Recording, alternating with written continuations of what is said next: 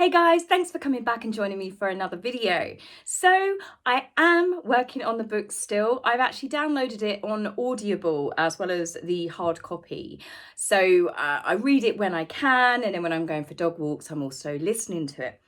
I'll be honest, I'm stuck. I don't know how to give you guys a review on it. One, I've not finished it, and two, I don't want to ruin it for anyone because there's so many people that can't wait to get their copies. But I will tell you, it's really well written, and as I said, I'm listening to it on audiobook as well. It's easy listening.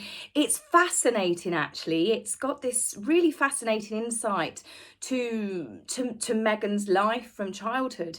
Ninaki Priddy, her childhood best friend, she hit the nail on the head where she said Meghan before fame and after fame are two completely different people. I mean, to an extent, I'm definitely seeing that come through the pages, that's for sure. But there seems to be certain elements of Meghan's personality that have been there since she has been a child. And it's definitely not all bad. As a child, Meghan, from former school children, from childhood friends, families that looked after her, from school teachers, Meghan was deeply empathetic to other people. She wanted to help, that she was kind. She did want to get involved with things to help the homeless and feed the poor and all the other things that Meghan did actually speak about as an adult. That seems to be very genuine. There is an element now where I believe as an adult it's communal narcissism, and that is where someone wants to be praised for every little thing that they do. It's not so much as making a donation for the cause, it's about getting the recognition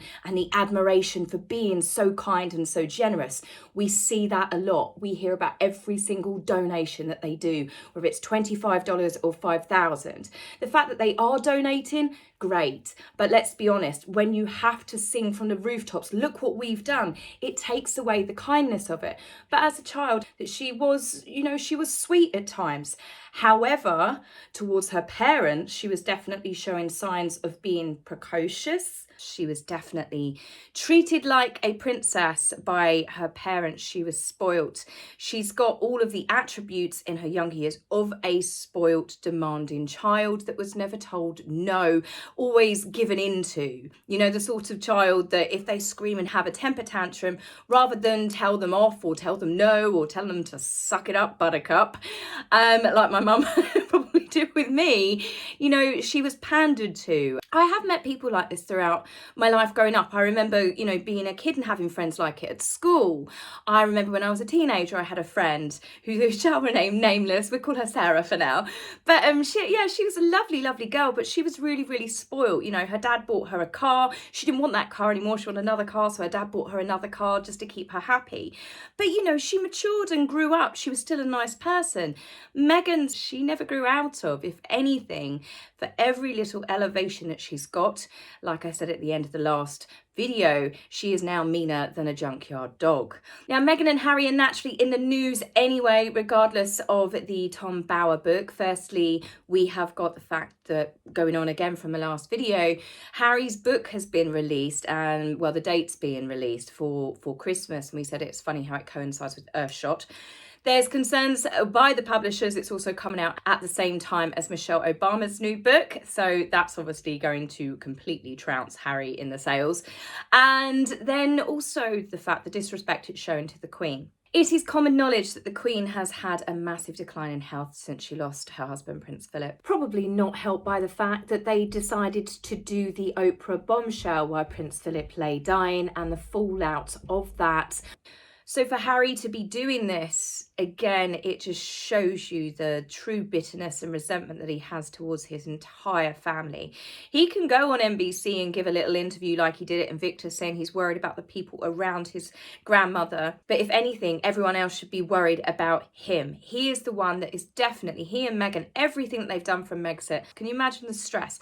I only hope that she is protected from a lot of it. But that could be why we see articles coming out where the Queen has invited them to Balmoral for summer.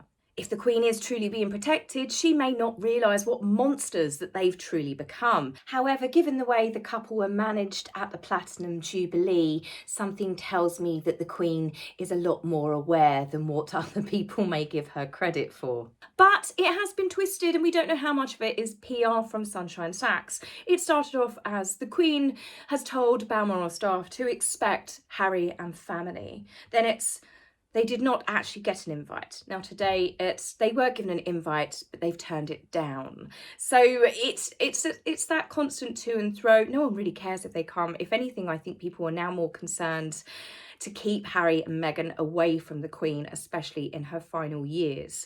They certainly have shown no loyalty. It's not about family. It's not about mending bridges. It's not about olive branches, as they keep saying. I mean, I think that tree's completely bald now. It's just a stump. You know, it is all about money and taking advantage of the Queen.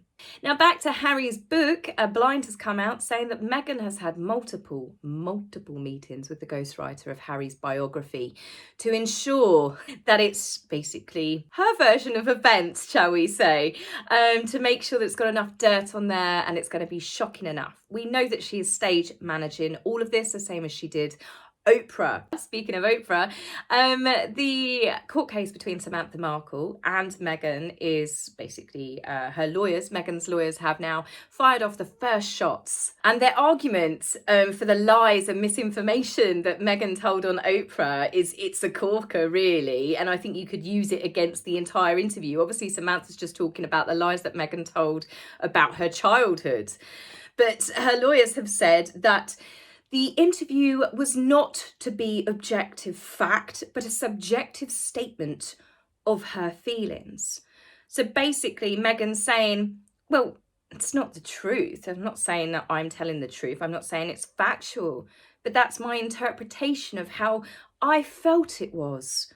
I mean, can you seriously...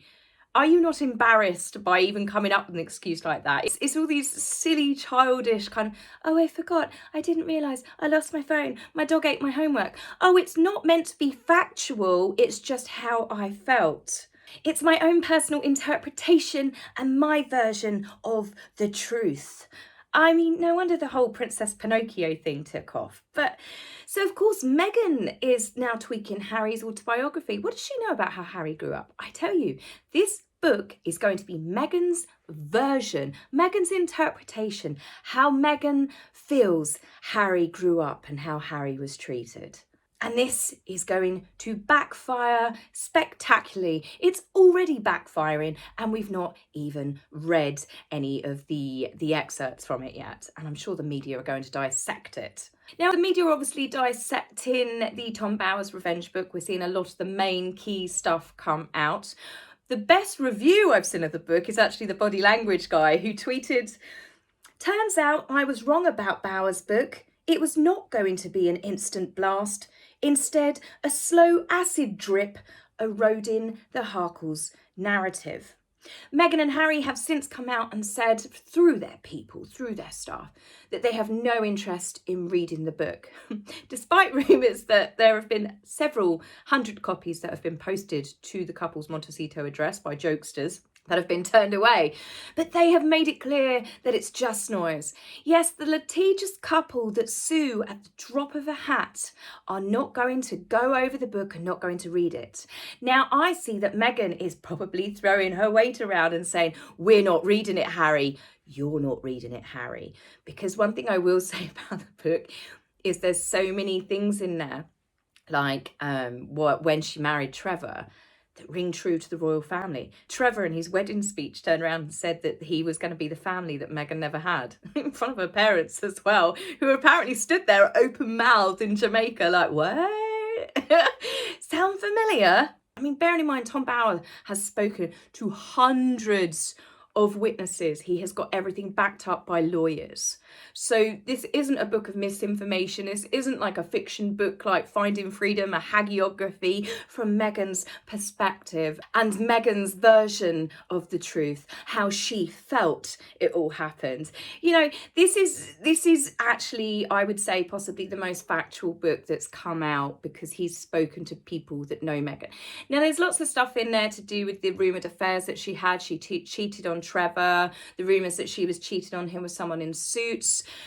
Tom does not confirm or deny it, but he does make a point to turn around and say that they were very cosy in a hotel room together when they were having an interview by another talk show host, who basically turned around and said, have you two, you know, been bumping uglies, as it were? And Patrick J. Adams turned around and said, no, no, no. Bearing in mind, I think he was living with the woman he's now married to.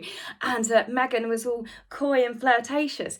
It's not that uncommon for a couple that, well, basically a couple on a TV show or in a film to pretend that they're together and flirtatious.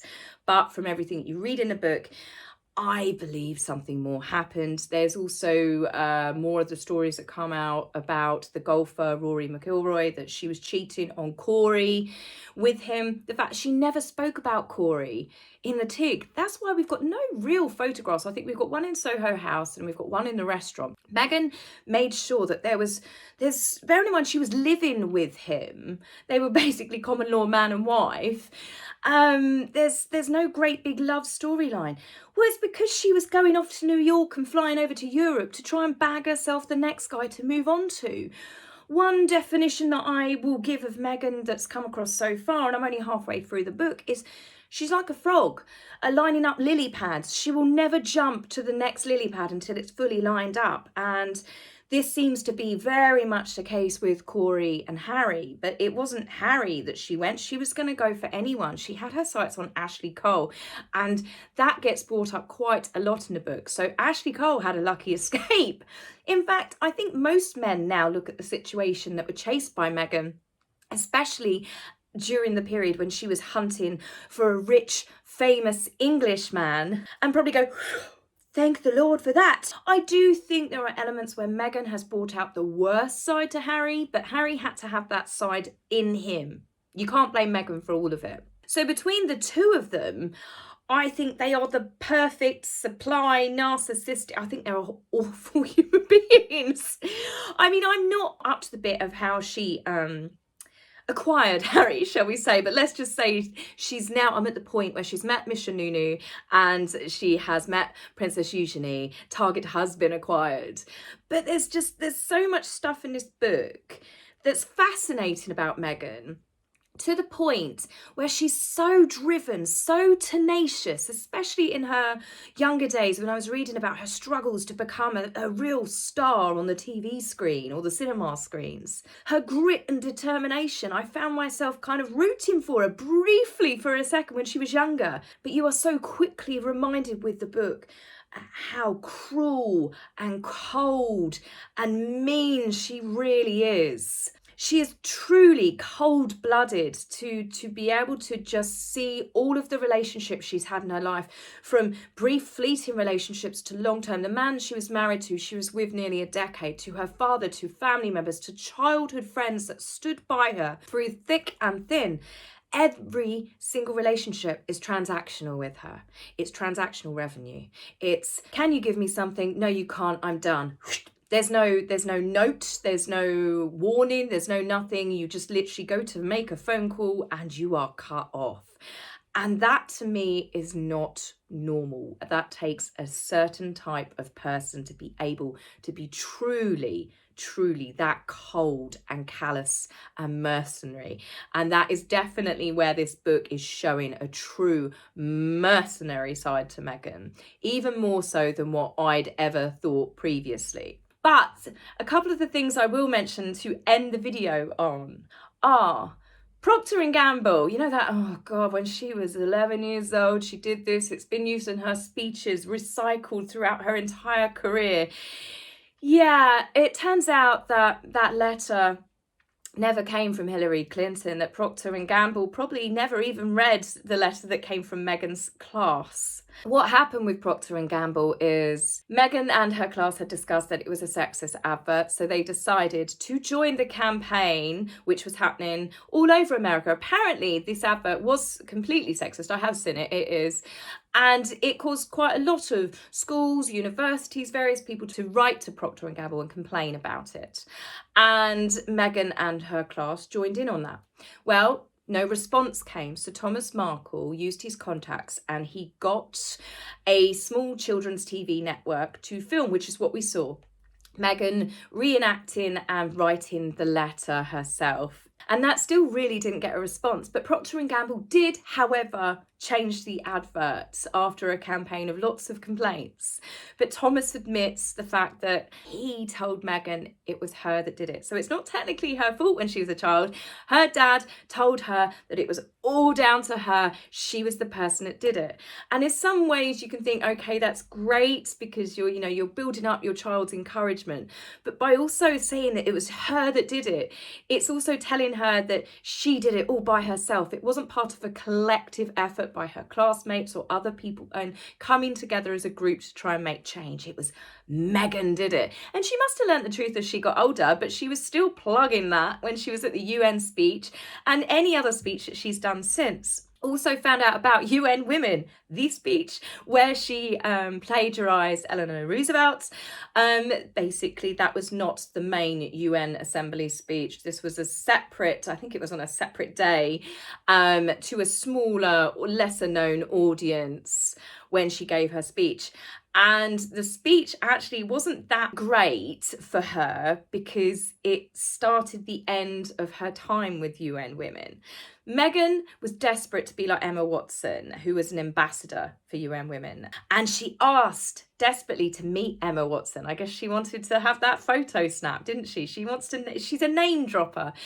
But she was turned down. Meghan then demanded that she be made an ambassador, so she was on the same level as Emma Watson, without obviously putting in any of the legwork. And the director of the UN Women turned around and said that the speech made it very clearly obvious to her that Meghan is about self-promotion of Meghan Markle. So it was denied. Meghan threw a fit, quit, resigned, had nothing to do with them, but still used UN Women in all of her speeches and all of her posts on social media to act like she was still part of them when she'd thrown a big wobbler and quit. And that might have something to do with her tearing out of the market in Fiji when she realised that UN Women were there. There's still something very strange about that scene. Who knows, Tom might have covered it in the book. I'm not there yet. No one tell me in the comments. Spoiler. But the biggest story that I have read so far, which I have not covered in a video because I was unaware of, was Meghan's relationship with Reitmans when she was part of Suits and she basically managed to bag herself an advertising deal with them. The first time they did a clothing collection with her, she was a diva, she was rude. The second time is just absolutely outstanding. Her levels of entitlement, from demanding the script be written to resuit her, demanding to be upgraded from $2,000 suites to $3,000-$4,000 suites. Everything had to be first class travel, first class restaurants, that reservations to be booked. She behaved, think Mariah Carey on steroids. But she was still an unknown person in Montreal for the filming of this advert. She made staff cry. She was rude to people. One person, a director, was actually quoted as saying that she was the meanest person she has ever worked with. People quit their jobs after working with Meghan, filming this particular shoot. She made a manicurist cry because for the duration this manicurist turned up to do her nails to get her ready. Meghan belittled her, was rude to her, and she literally left in tears. Regular words used in the description of Meghan working with Reitmans was that she was moody, she was bully, she was entitled, no appreciation or thanks for anything. She was sarcastic, condescending, demeaning, passive-aggressive. These are not nice words. And as I said, this is when she was relatively unknown. Meghan is one of these people where fame went to her head really in the most worst possible way that it could.